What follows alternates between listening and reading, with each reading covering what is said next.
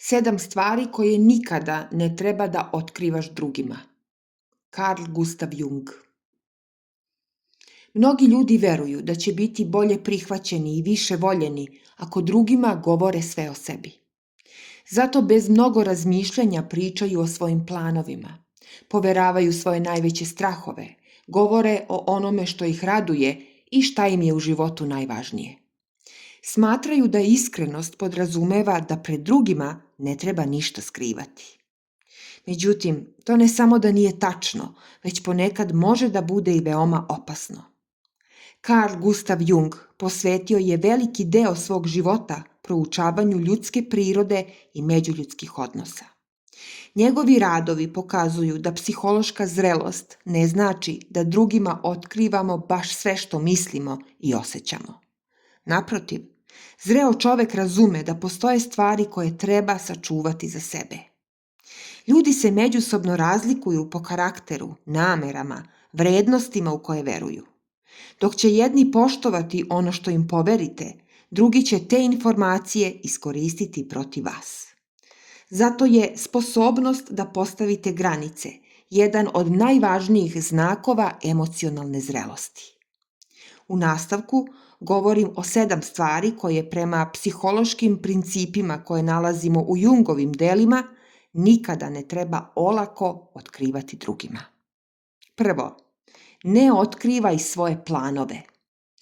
Ljudi često veruju da će ih podrška okoline učiniti sigurnijim u ono što žele da postignu.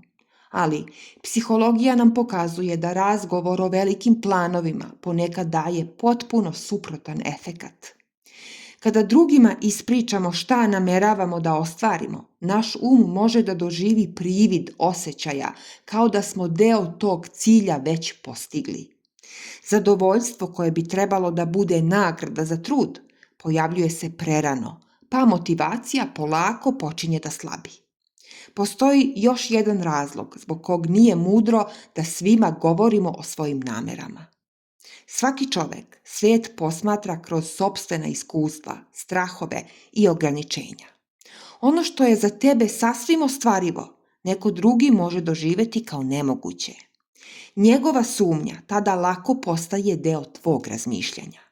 Dovoljna je jedna rečenica izgovorena u pogrešnom trenutku da počneš da preispituješ ono u što si do juče potpuno verovao. Mnogo je mudrije da o planovima ćutiš dok ne postanu stvarnost. Tek kada ih pretvoriš u realnost, tuđe mišljenje više nema snagu da te zaustavi. Drugo, ne pokazuj gde si emocionalno najslabiji. Svaki čovek ima svoje slabe tačke. Nekoga najviše pogađa odbacivanje, nekoga kritikovanje, a nekoga osjećaj da nije dovoljno dobar. I u tome nema ničeg neobičnog. Međutim, nije svako kome govoriš o svojim slabostima osoba koja će te slabosti da razume i čuva. Ljudi koji žele da steknu prednost nad drugima vrlo pažljivo traže tuđe bolne tačke. Često sačekaju prvi ozbiljniji sukob i onda iskoriste protiv tebe ono što si rekao u poverenju. Zato poverenje nije nešto što treba poklanjati, već graditi. Tek kada neko svojim ponašanjem kroz vreme pokaže da te poštuje, ima smisla govoriti o svojim najdubljim ranama. Samo emocionalno nezreli ljudi svima pokazuju koliko su ranjivi. Tvoj zadatak je da prepoznaš ko je zaista zaslužio da vidi najdublji deo tebe. Treće, ne govori svima šta te čini srećnim. Sreća je jedno od najličnijih iskustava koje čovek može da ima. Upravo zato ne mora svako da zna šta ti donosi najveću radost. Kada drugima otkriješ šta ti je najdragocenije, istovremeno im otkrivaš i gde se nalazi deo tvog života koji želiš da sačuvaš. Većina ljudi neće tome pridavati nikakav značaj, ali uvek postoje oni koji će pokušati da preko onoga što voliš utiču na tvoje odluke, zadobiju tvoje poverenje ili te navedu da postupaš onako kako njima odgovara. Što više znaju o tvojim unutrašnjim pokretačima, lakše mogu da predvide tvoje ponašanje. Najlepše stvari u životu ne postaju vrednije kada ih svi znaju. Naprotiv, nekada ih upravo diskretnost čuva od nepotrebnih komentara.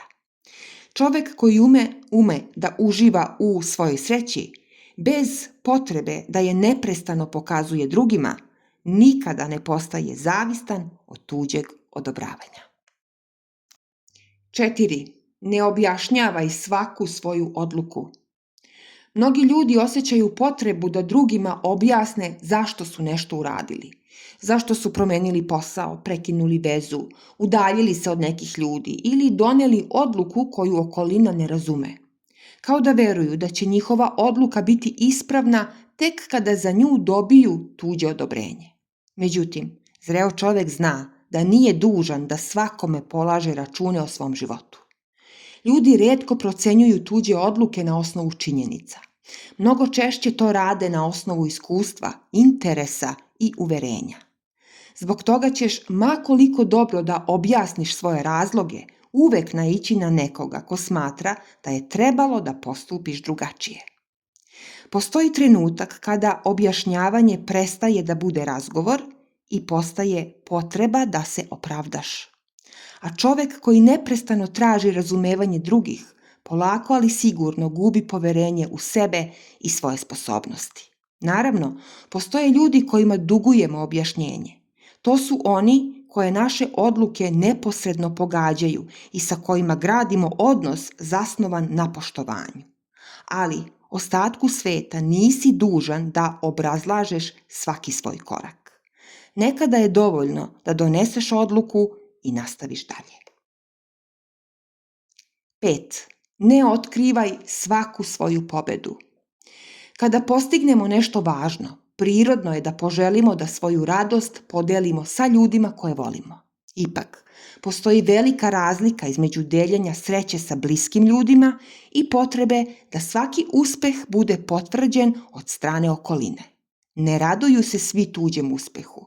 Neki će ti čestitati iskreno, ali će neki u tvom uspehu da vide podsjetnik za svoje neuspehe.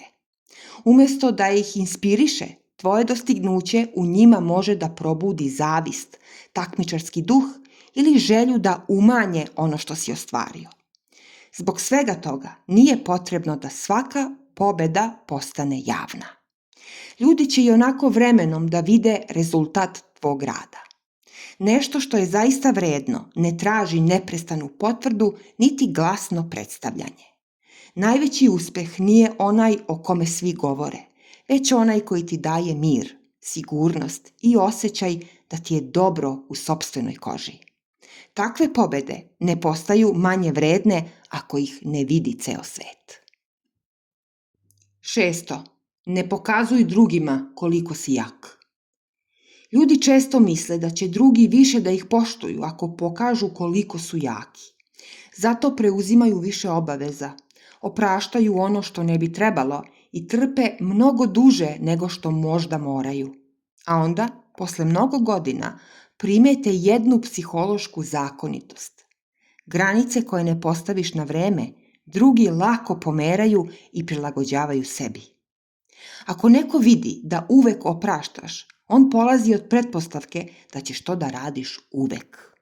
Ako vidi da nikada ne kažeš dosta, nastavit će da traži još više.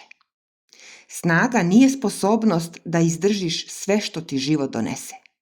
Prava snaga se ogleda u tome da prepoznaš trenutak kada treba da zaštitiš sebe. Čovek koji postavlja jasne granice nije sebičan. On pokazuje da sebe dovoljno poštuje, da ne dozvoli drugima da tu dobrotu pretvore u njegovu slabost. 7. Ne otkrivaj šta ti je najvažnije u životu. Svi imamo nešto što nam je dragocenije od svega ostalog. Nekome je to porodica, nekome mir, zdravlje, posao ili osoba koju voli. Upravo zato nije mudro da svako zna gde se nalazi ono što nam je najvrednije. Ljudi koji imaju nečasne ili zle namere pokušavaće da otkriju šta ti je to najvažnije, da bi znali kako da izvrše pritisak na tebe. Kada znaju čega se najviše plašiš, mnogo lakše mogu da utiču na tvoje odluke. To ne znači da treba da kriješ ljubav prema porodici ili da se stidiš onoga u šta veruješ. To znači da ne moraš svakom da otkrivaš koliko ti je nešto dragoceno i koliko si spreman da žrtvuješ zbog toga. Neke stvari imaju najveću snagu tek kada su zaštićene od tuđih pogleda. Čovek koji čuva ono do čega mu je stalo ne živi u strahu. On razume da nisu svi ljudi dobronamerni i da se najveće životne vrednosti ne stavljaju svakome na uvid. I zato dobro pazi šta i koliko deli sa drugima. Jung je smatrao da čovek postaje zreliji tek onda kada bolje upozna sebe. A onaj ko poznaje sebe zna i kako da postavi granice. Biti iskren ne znači govoriti drugima sve o sebi. Zato pažljivo biraj kome otvaraš vrata svog sveta i života. Nije važno koliko ljudi zna tvoju životnu priču ili događaje koje su se desili u tvom životu. Važnije je da ono što je za tebe najvrednije i najintimnije ostane zaštićeno od onih koji to mogu da zloupotrebe. Ako ti se video dopao, podeli ga sa drugima i na svojim društvenim mrežama. Hvala.